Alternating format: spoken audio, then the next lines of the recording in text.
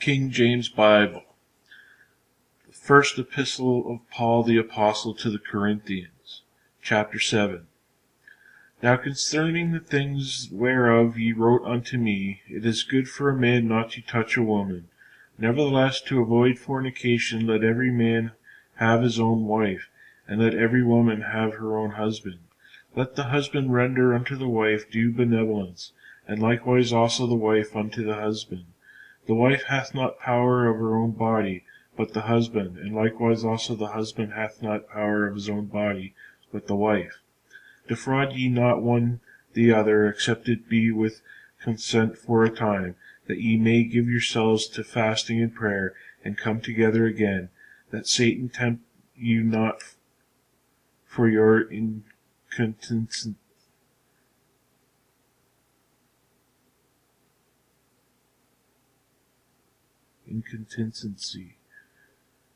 But I speak this by permission, and not of commandment. For I would that all men were even as myself, but every man hath his proper gift of God, one after this manner, and another after that. I therefore to the unmarried and widows, it is good for them if they abide even as I.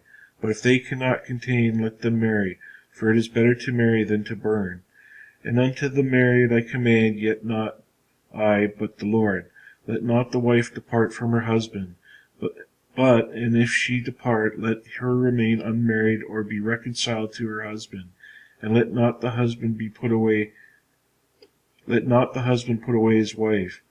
But to the rest speak I, not the Lord. If any brother hath a wife that believeth not, and she be pleased to dwell with him, let him not put her away. And the woman which hath a husband that believeth not, and if he be pleased to dwell with her, let her not leave him. For the unbelieving husband is sanctified by the wife, and the unbelieving wife is sanctified by the husband. Else were your children unclean, but now are they holy. But if the unbelieving depart, let him depart. A brother or a sister is not under bondage in such cases, but God hath called us to peace. For what knowest thou, O wife, whether thou shalt save thy husband, or how knowest thou, O man, whether thou shalt save thy wife? But as God hath distributed to every man as the Lord hath called it, every one, let him walk, and so ordain I in all churches. Is any man called being circumcised? Let him not become uncircumcised. And any called in uncircumcision? Let him not be circumcised.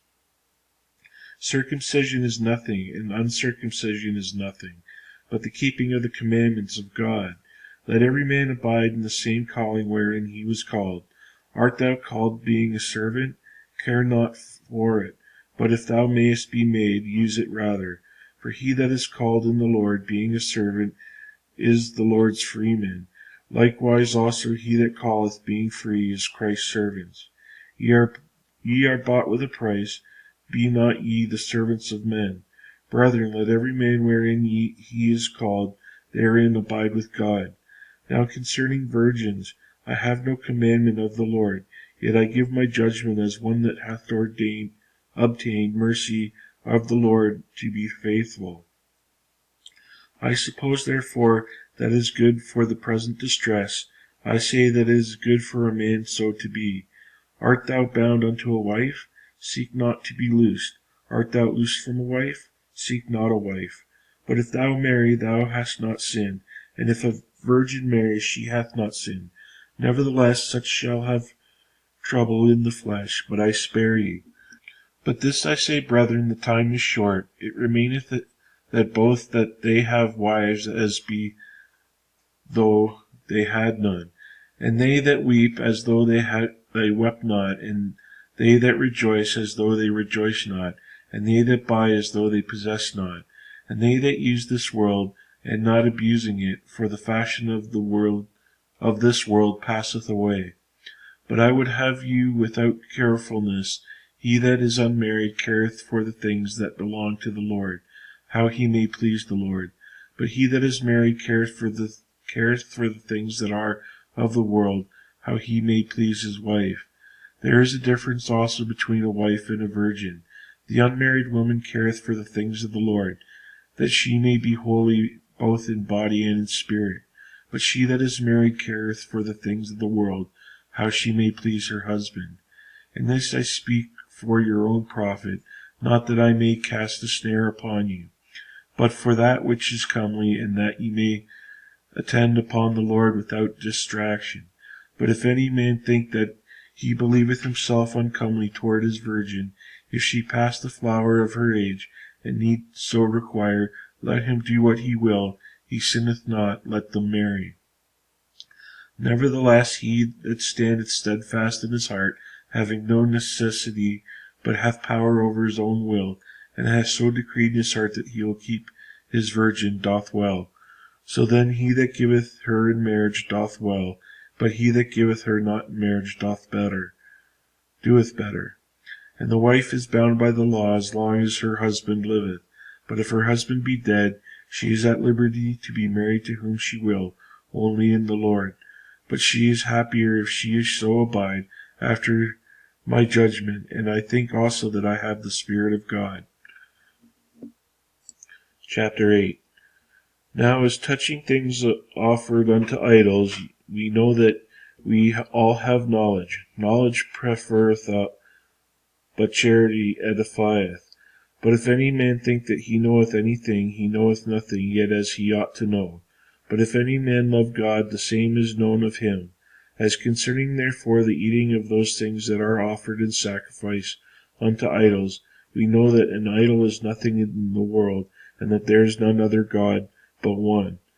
For though there be that are called gods, whether in heaven or in earth, as there be gods many and lords many, but to us there is but one God, the Father of whom all things are all things, and we in him, and one Lord Jesus Christ, by whom all things, and we by him.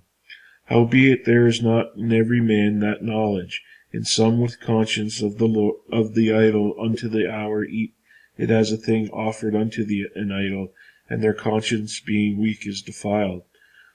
But meat commendeth us not to God, but neither if we eat, we are the better, neither if we eat not, are we the worse.